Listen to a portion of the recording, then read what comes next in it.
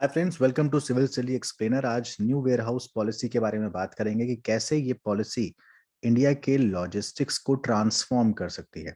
इसकी जरूरत क्यों थी और क्या इसका अफेक्ट या क्या इसका प्रभाव पड़ेगा इम्प्लीमेंट होने के बाद।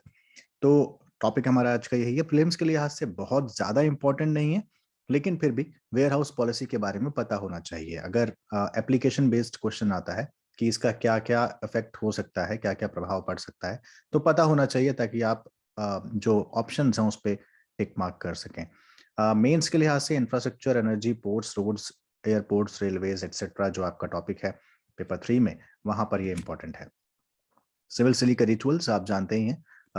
Burning issues, editorial, op-ed, current affairs, explainers, MCQs वगैरह वगैरह, ये सब आप दिन भर यूट्यूब चैनल पर हमारे देखते रहते हैं। तो अगर आपने चैनल सब्सक्राइब नहीं किया है, सब्सक्राइब जरूर करें और नोटिफिकेशन बेल को ऑन रखना बिल्कुल ना भूलें, क्योंकि उसके थ्रू आपको पता चलता है कि हम लोगों ने क्या क्या नए नए प्रोग्राम्स आपके लिए डाले हैं, पब्लिश किए हैं।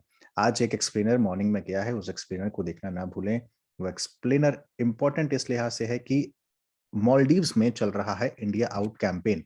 तो इंडिया आउट कैंपेन क्यों चल रहा है मालदीव्स में, क्यों भारत के खिलाफ वहां पर नारे लग रहे हैं, ये मैंने आज के सुबह के ऑडियो विजुअल प्रोग्राम में आपको बताया है, पॉडकास्ट फॉर्म में। तो उसको आप देख सकते हैं। केवल 5 मिनट्स का प्रोग्राम है, 4 मिनट्स 45 सेकेंड्स का। तो उसको आप देखें, आपको पूरी की पूरी हिस्ट्री और पूरा का पूरा वो मुद्दा समझ में आ जाएगा। आइए शुरुआत करते हैं। वेयर हाउस देख लेते हैं। वेयर हाउस क्या होता है, ये आप इमेज देख पा रहे हैं। ये वेयर हाउस है जहां पर आप सामान रखते हैं अपना, है ना, स्टोर करते हैं गुड्स को। तो वो होता है एक बिल्डिंग टाइप का, जिसको बोलते हैं वेयर हाउस, जिसको हम देसी भाषा में बोल देते हैं। जैसे हम छोटे में बोलते हैं स्टोर रूम, बड़ा होता है तो उसको बोलते हैं वेयर हाउस। एक फैक्ट्री का जो वेयर हाउस होता है उस तरीके का। ठीक, तो न्यूज में क्यों था? तो in order to reduce transportation और लॉजिस्टिक कॉस्ट, यूनियन गवर्नमेंट ने कहा कि national highway authority of India के साथ मिलकर वेयर हाउस पॉलिसी पे काम करते हैं ताकि ट्रांसपोर्टेशन और लॉजिस्टिक की जो कॉस्ट है इंडिया की वो कम हो जाए। अभी बहुत ज्यादा है, अगर आप बाकी देशों की तुलना में अगर आप देखेंगे तो काफी ज्यादा इंडिया की लॉजिस्टिक कॉस्ट लगती है और ट्रांसपोर्टेशन में काफी ज्यादा पैसा जाता है। तो उसके लिए एक नई पॉलिसी लेकर आए, वेयर हाउस पॉलिसी, जहां जिसके थ्रू हम लोग इस कॉस्ट को कम कर सके और ये पैसा किसी और काम में लग सके। तो वेयर हाउस क्या होता है? एक बिल्डिंग होती है जहां पर स्टोर आप गुड्स को स्टोर करते हैं। मैन्युफैक्चरर्स उसको यूज करते हैं, इंपोर्टर्स, एक्सपोर्टर्स, होलसेलर्स, है ना, बिजनेस के लिए, कस्टम्स के लिए, ट्रांसपोर्ट के लिए, वहां पे सामान रखने के लिए उसको यूज किया जाता है। बहुत बड़ी बिल्डिंग्स होती हैं, इंडस्ट्रियल पार्क्स में होती हैं, सिटीज में होती हैं, सिटीज के आउटस्कर्ट्स में होती हैं, है ना, जो बाहरी इलाका होता है, क्योंकि वहां से इंपोर्ट एक्सपोर्ट में आपको आसानी होती है गुड्स ले जाने में। जब दो राज्यों के बीच में सामान की आवाजाही होती है, सामान लाया ले जाया जाता है, तो आप इंटीरियर इलाके में उसको वेयर हाउस नहीं बनाएंगे, आप बॉर्डर पे बनाएंगे ताकि दोनों तरफ से सामान लाने ले जाने में आपको आसानी हो। इसलिए बोलते हैं कि आउटस्कर्ट्स ऑफ द सिटी जो होता है वहां पर वेयर हाउस ज्यादा बनाए जाते हैं। इसी तरह टाउन्स और विलेजेस में भी बाहर की तरफ बनाए जाते हैं। तो ऑब्जेक्टिव क्या है न्यू वेयर हाउस पॉलिसी का? एक तो लॉजिस्टिक्स बूस्ट हो हमारा, कि logistics through out the country उसको इम्प्रूवमेंट किया जाए, सप्लाई चेन बेहतर की जाए। अभी कूल्स में कोल्ड स्टोरेज चेन लाई जाए ताकि वेट एंड ड्राई सभी तरह के जो कार्गोज हैं उसको स्टोर किया जा सके। जो लंबी अवधि में चलने वाली चीजें हैं उनको कोल्ड स्टोरेज में रखा जा सके ताकि वो खराब होने का खतरा ना हो। और बाकी चीजें तो है ही। Decongesting cities, outside of the city centre होता है तो लार्ज ट्रक जो है वो एंटर नहीं करेगा सिटी के अंदर, तो आप जानते ही हैं, तो ट्रैफिक और तमाम चीजों का कंजेशन जो होता है वो नहीं होगा। फ्यूल की एफिशिएंसी होगी, क्योंकि कैपेसिटी कैरिंग और बल्क में जब सामान जाएगा वेयर हाउस से तो आपकी जो फ्यूल सेविंग कैपेसिटी है वो बढ़ जाएगी। बार बार चक्कर लगाना जो होता है ट्रक्स का वो कम होगा। एयर पोल्यूशन, क्योंकि सिटीज में कंजेशन नहीं होगा, ट्रैफिक कम होगा, तो मिनिमाइज होगा एयर पोल्यूशन। तो ये 5 पॉइंट्स हैं। इसके अलावा who will frame the and implement this policy? तो NHAI, national highway authority of India, इसको फ्रेम करेगी पॉलिसी को और वही उसको इम्प्लीमेंट भी करेगी। कैसे करेगी? लैंड बैंक्स के थ्रू। लैंड बैंक्स क्या होते हैं? हाईवेज और एक्सप्रेसवेज के साथ में कुछ लैंड बैंक्स होते हैं। ये इस तरीके की प्रैक्टिस होती है कि आपने कुछ लैंड को करंट मार्केट प्राइस या उससे लोअर लेवल पे खरीद लिया और उसके ब्लॉक्स, छोटे छोटे एग्रीगेट पार्सल या ब्लॉक्स लैंड की आपने खरीद लिए, और आप और फ्यूचर सेल या डेवलपमेंट के लिए कि आप उस पर कुछ बनाएंगे, है ना, तो उसके लिए आपने इसको खरीद के आप रख लेते हैं। अब ये क्या करता है? ये जितनी नॉन एग्रीकल्चरल लैंड होती है उनको यूजेबल पार्सल बनाता है।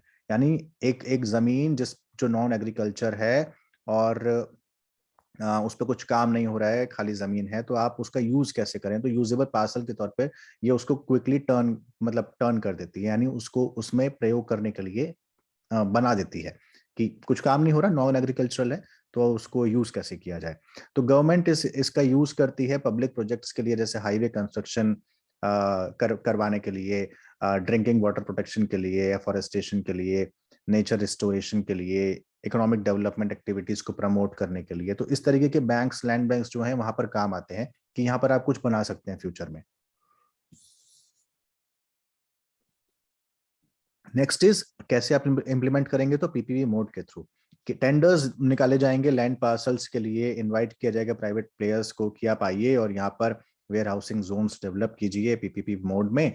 यानी आप और पब्लिक और प्राइवेट दोनों मिलकर, यानी सरकार और निजी जो क्षेत्र हैं दोनों मिलकर काम करेंगे रेवेन्यू शेयरिंग पे या फिर फिक्स्ड फी पर, कि इतना पैसा आप हमको फिक्स देते रहेंगे और इतनी सहूलियत हम आपको देते रहेंगे। इम्पैक्ट क्या पड़ेगा लॉजिस्टिक कॉस्ट के लिए। हम बोल तो रहे हैं कि लॉजिस्टिक कॉस्ट को कम करना है। देखिए, वेयर हाउसिंग जोन्स जो होते हैं ना, वो लॉजिस्टिक कॉस्ट को कट करने में कैसे सहायक होते हैं। देखिए, 14 से 16% जीडीपी का इस समय लॉजिस्टिक कॉस्ट है इंडिया का, जो कि अगर आप कंपेयर करेंगे चाइना से या यूएस में, तो चाइना में 8 to 10% है और यूएस की जीडीपी का 12 to 13% है।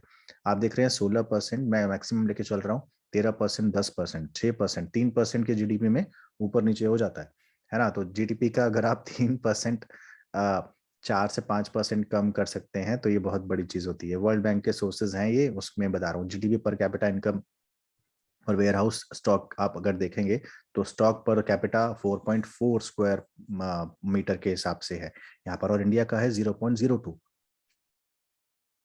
देख रहे हैं कितनी कम warehousing stock per capita हमारे पास है।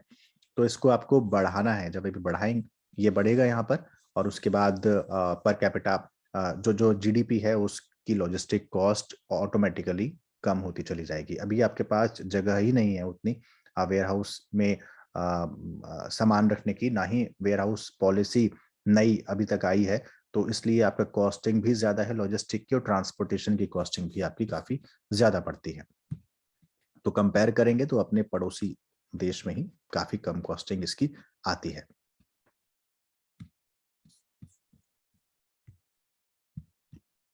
तो लॉजिस्टिक की कॉस्ट सेव होगा, वेयर हाउस कट करेंगे लॉजिस्टिक कॉस्ट को। इसके बाद एस्टेब्लिशमेंट ऑफ एमएमएलपी। एमएमएलपी क्या है? मल्टी मॉडल लॉजिस्टिक पार्क्स होते हैं। मल्टी मॉडल लॉजिस्टिक पार्क्स में कई सारी चीजें होती हैं, आगे मैं आपको बताने वाला हूँ वो क्या होता है। एनएचएआई ही उसको सेटअप भी करेगा। एफएमसीजी सेक्टर यानी फास्ट मूविंग जो कंज्यूमर गुड्स होते हैं, तो उनके लिए ये बूस्ट करेगा। स्टील और सीमेंट मेकर्स के लिए स्टॉक इन्वेंट्री बनाएगा मेजर उनके हब्स के पास में ही। अब ये एमएमएलपी यानी multi modal sorry multi modal logistic parks जो हैं आपके, तो मल्टी मॉडल लॉजिस्टिक पार्क्स किस तरीके से वेयर हाउस पॉलिसी की सहायता कर सकते हैं, उनको एड कर सकते हैं। एड एडवाइस जो आप पढ़ते हैं ना पॉलिटी में, परामर्श देना यानी सहायता करना उनकी। तो एमएमएलपीज कैसे वेयर हाउस पॉलिसीज को सपोर्ट कर सकते हैं। देखिए, इंटीग्रेशन होगा जब मल्टी मॉडल ट्रांसपोर्ट्स का इंक्लूड डेवलपमेंट ऑफ 35 एमएमएलपीज। अब फ्रेमवर्क क्या है इफेक्टिव एमएमएलपी का, क्या क्या चीजें काम करती हैं उसके अंदर, ये देख लीजिए आप। देखिए, लार्ज स्केल पे फ्रेट होता है, यानी कि इंडस्ट्रियल क्लस्टर्स, कंजम्पशन सेंटर्स, ये ज्यादा से ज्यादा मात्रा में आपकी सामान जो मालवाहक यानी चीजें होती हैं उनको बनाते हैं, है ना। लार्ज स्केल पर आपको वहां पर चीजें मिलती हैं। अब उसको इंटीग्रेटेड सोल्यूशन, यानी जो जो समस्याएं आ रही हैं, तो वेयर हाउस की सारी सर्विसेज से लेकर, कस्टम से लेकर, क्लियरेंस से लेकर, टर्मिनल से लेकर, सारी चीजों की one stop solution, one stop shop होती है एक एमएमएलपी में, यानी मल्टी मॉडल लॉजिस्टिक पार्क्स के अंदर। अब उसके अंदर मल्टी मॉडल ट्रांसपोर्ट भी होते हैं। आपको नाम से लग रहा होगा मल्टी है यानी बहुत सारी चीजें होंगी। तो रोड, रेल और स्पेशली जो वाटर ट्रांसपोर्टेशन होता है उस पे इसमें काम किया जाता है कि किस तरीके से मल्टी मॉडल ट्रांसपोर्ट के माध्यम से आप लॉजिस्टिक्स की कॉस्ट को कम कर सकते हैं और ट्रांसपोर्टेशन की कॉस्ट को कम कर सकते हैं। तो रोड, रेल और वाटर यानी तीनों चीजों पर इसमें काम किया जाता है। वैल्यू एडेड सर्विसेज में आपको पैकेजिंग, लेबलिंग, पैकिंग और बाकी सुविधाएं वहां पर मिल जाती हैं। और एक इंफॉर्मेशन मैनेजमेंट होता है, फ्राइट इंफॉर्मेशन मैनेजमेंट, जो कि टेक्नोलॉजी ड्रिवन होता है। तो आपको तकनीक के माध्यम से ज्यादा वहां पर काम करना पड़ता है बजाय कि मैनुअली काम करने के। तो मल्टी मॉडल लॉजिस्टिक पार्क्स में ये तमाम चीजें मौजूद रहती हैं, जहां पर आपको सब तरह की सुविधाएं एक जगह पर मिल जाती है। एक ऐसा पार्क जहां पर तमाम सुविधाएं उपलब्ध हों, वो कहलाता है मल्टी मॉडल लॉजिस्टिक पार्क, जिसमें ये सब चीजें होती हैं। ठीक है। तो एम क्या है इसका? डेफिशिएंसी रिमूव करना logistics related, associate cost down करना, स्ट्रेटेजिकली इंटीग्रेट करना हाईवे प्रोजेक्ट्स को और बाकी कनेक्टिविटी इनिशिएटिव्स को। अब ये मूव जरूरत क्यों है इंडिया को? नई इस पॉलिसी की जरूरत क्यों है, न्यू वेयर हाउस पॉलिसी की? वो कैसे ट्रांसफॉर्म करेगी? तो जाहिर सी बात है, ई कॉमर्स बूम आया हुआ है, आप भी जानते हैं, है ना।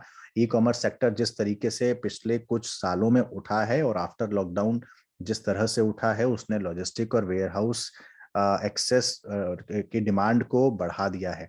कि आप लॉजिस्टिक्स और वेयर हाउसिंग की डिमांड जितने से ज्यादा आपके पास वेयर हाउस होंगे, जितनी ज्यादा आसान पॉलिसीज होंगी, उतना ज्यादा ई कॉमर्स बूम आपके यहाँ कर सकता है। पूरे ग्लोबल मार्केट में ये चल रहा है।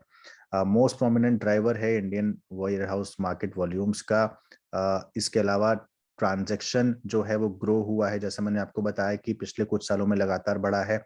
तो ई कॉमर्स सेक्टर का ट्रांजैक्शन अगर आप देखेंगे तो फाइनेंशियल ईयर 17 में 18% था, जो कि अब 31% हो गया है। तो इतना जबरदस्त अगर आपको एक सेक्टर में उछाल देखने को मिलता है, तो उसके लिए नई पॉलिसीज या वेयर हाउस और उसकी ट्रांसपोर्टेशन कॉस्ट कम करना बनता है। इंडियन मार्केट अभी डोमेस्टिक मार्केट उसकी अभी बूम करनी बाकी है ना ग्रोथ के लिए। जब लोकल टू ग्लोबल की हम लोग जब बात कर रहे हैं, तो वो लोकल सामान को रखने की जगह और उसके ट्रांसपोर्टेशन और लॉजिस्टिक की कॉस्ट को कम करने की जगह होनी चाहिए।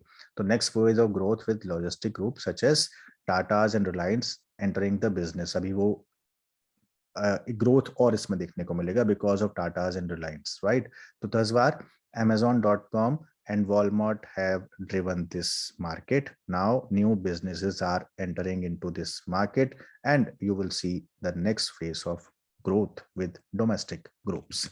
तो ये थी पूरी जानकारी इंडिया के लॉजिस्टिक और वेयर हाउसेस के अभी तक की जर्नी के बारे में। क्यों न्यू वेयर हाउसिंग पॉलिसी की जरूरत है उसके बारे में हमने आपको बताया। ये 5 पॉइंट्स याद रखिएगा: logistics boost, supply chain management, decongesting cities, fuel efficiency, curbing air pollutions, है ना। और ई कॉमर्स वाली पॉलिसी जो है, ई कॉमर्स बूम, वो भी याद रखिएगा।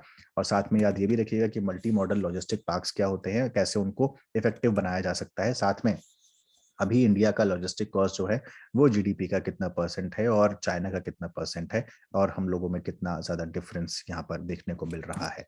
इसलिए जरूरत हो जाती है कि एनएचएआई के साथ मिलकर वेयर हाउस पॉलिसी पर मिनिस्ट्री जो है, यूनियन गवर्नमेंट, काम करे और देखे कि इसे कैसे बेहतर बनाया जा सकता है। सिविल सेली का एक्सप्लेनर आप सुन रहे थे आज, मुझे देख नहीं पा रहे थे बिकॉज ऑफ इंटरनेट इश्यूज, इसलिए वॉइस मैंने देना आज की छूट ना जाए, इसलिए वॉइस ही दे दो, लेकिन दे जरूर दो। इसलिए वॉइस के माध्यम से आपने काम चला लिया, बहुत बहुत शुक्रिया। अगर आपने अब तक ये चैनल सब्सक्राइब नहीं किया तो सब्सक्राइब जरूर करें और नोटिफिकेशन बेल को ऑन रखना मत भूलिएगा। Thank you so much.